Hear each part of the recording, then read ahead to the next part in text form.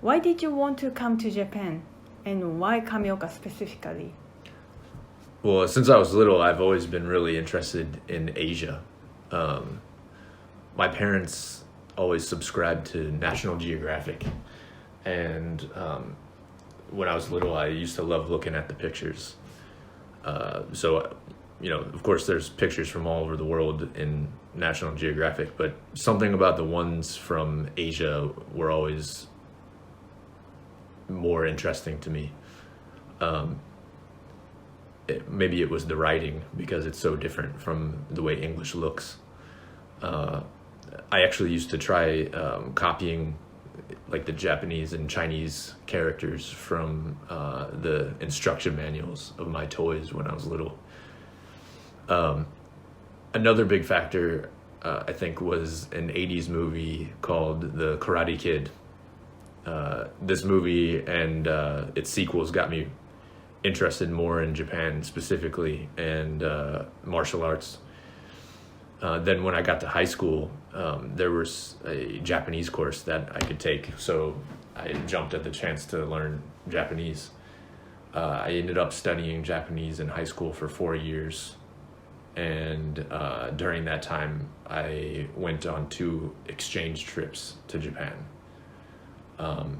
I really enjoyed those experiences, so I thought that when I finished college I wanted to go to Japan and teach English and learn more Japanese and just see what it was like to live in Japan. And in 2006 I got to do that. I was accepted into the JET program, and I got lucky and was sent to Kyoto. Specifically, I was placed at a school in Kyotambacho, and then one other one in Nantan. So I lived kind of in the middle of those two in Sonobe. And then, so while I was on the JET program, I became friends with the owner of my favorite local restaurant and bar. And then he in turn introduced me to the lady who would eventually become my wife, you. Then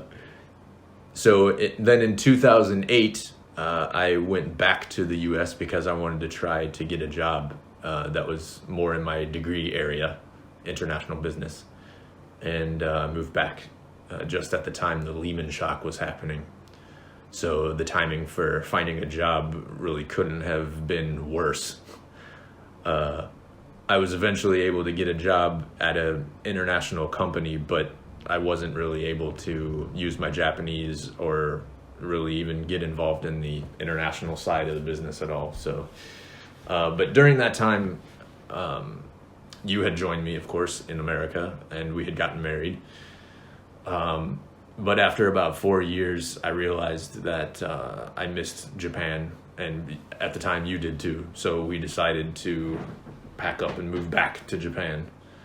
And of course, you were born and raised in Kameoka, and your parents still lived here. So Kameoka was the best, easiest option, I guess. I see. So how long have you lived in Japan and Kameoka in total? Well, so we moved back here in September of 2012. So I guess it's about 8 years, going on 9 years this year. Okay. And then, in Japan, total time would be 2 more years, so about 10 going on 11 years. Gotcha. Okay, so how's Kameoka compared with your hometown? Well, I'm from the Midwestern United States. I'm from a place called St. Louis, and that's in a state called Missouri. And well, I'm actually not from the city proper, St. Louis, but the suburbs outside of St. Louis. I'd say that St. Louis is more developed than Kameoka.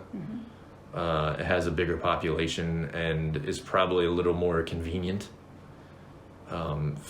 Within a 10 or 15 minute drive, you can go pretty much anywhere to find any type of store to buy whatever you want, or you can find any kind of restaurant, basically.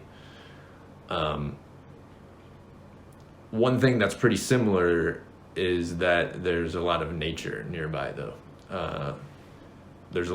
In St. Louis, there's a lot of state parks, rivers, streams, and lakes. And like Kyoto, overall, St. Louis has some really beautiful fall colors. The leaves turn out really nice. Lots of really pretty colors. One thing St. Louis doesn't have, though, is mountains.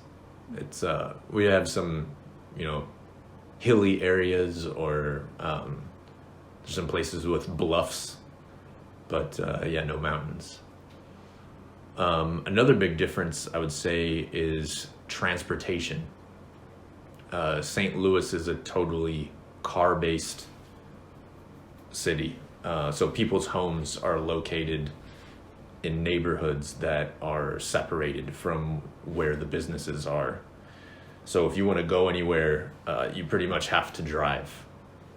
You can't really walk or bike places conveniently. And then I would say another big difference are people. In St. Louis, there's a lot of different kinds of people. So there's black, white, Hispanic, Latino, Indian, Chinese. St. Louis is also home to the largest Bosnian population in the world, outside of Bosnia. And there are a lot of, several good universities in St. Louis too. So those bring in a lot of people from, other countries to study. I will say, though, that Kameoka is a lot safer than St. Louis, which is nice. The area where I grew up is, it's not dangerous at all. It's very safe. But if you get into the city, it's different. You have to be careful. Pay attention to what's around you and stuff. I see. Yeah. So can you tell me what you like about Kameoka?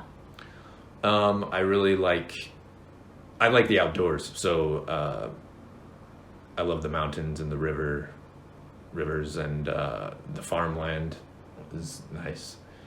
I also like, the architecture and historical buildings and like temples and shrines.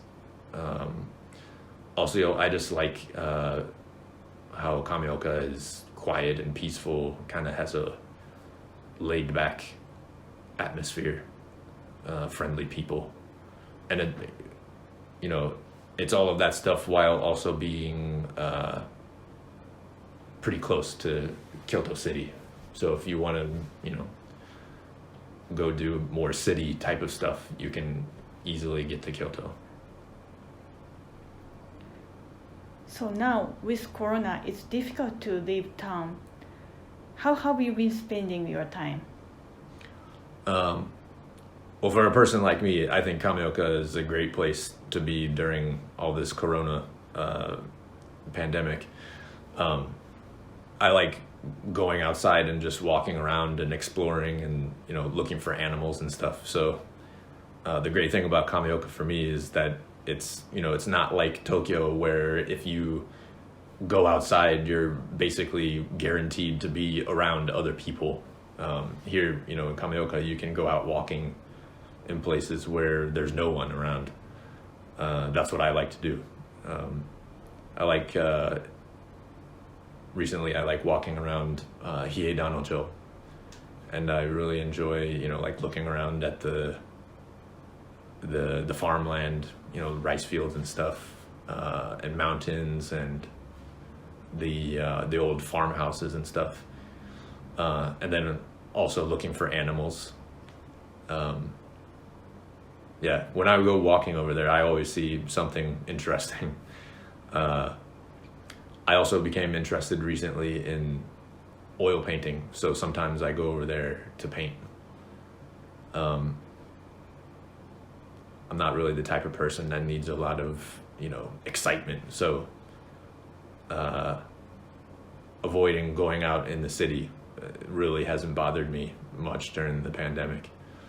I'm happy just to kind of stay at home and play guitar, read, paint, or go walk around Hirano. So for me, yeah, Kameoka is the perfect place. That's nice. So finally, what place would you recommend to people visiting Kameoka? Let's see. If I could show someone around Kameoka, I'd definitely take them on a walk or bike ride around my route through Hirano. I think another really fun thing to show people, especially Americans, where I'm from, all the roads are pretty wide and have a lot of space, but one of the cool things I think that would be interesting to show people are like all the narrow roads. For example, I like driving up around Hosukyo Station.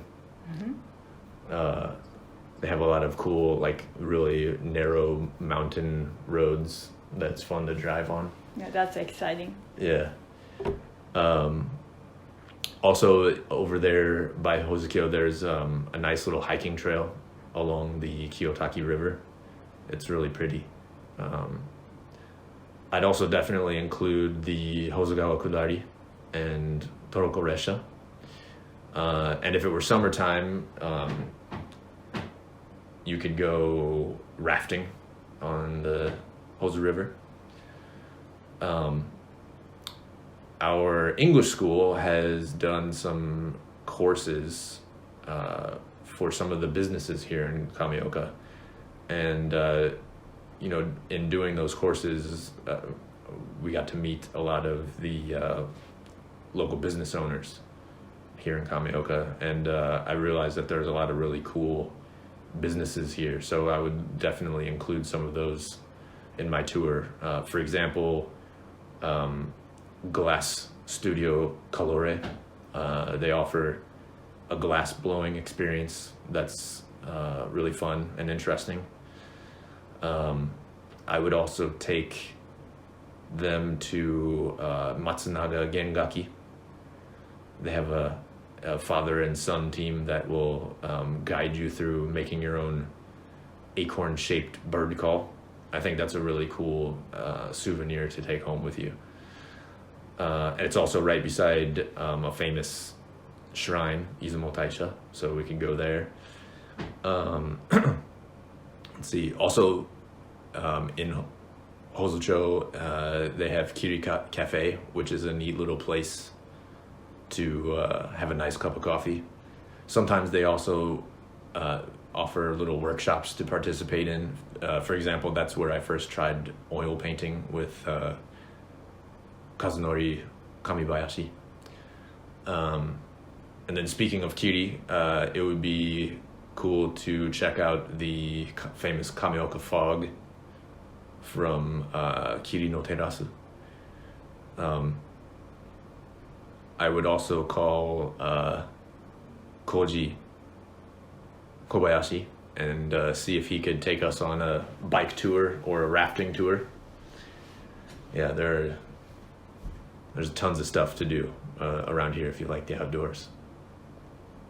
So it sounds like you are a big fan of Kameoka now. Yeah, totally. I'm happy to hear that. Thank you very much. Thank you.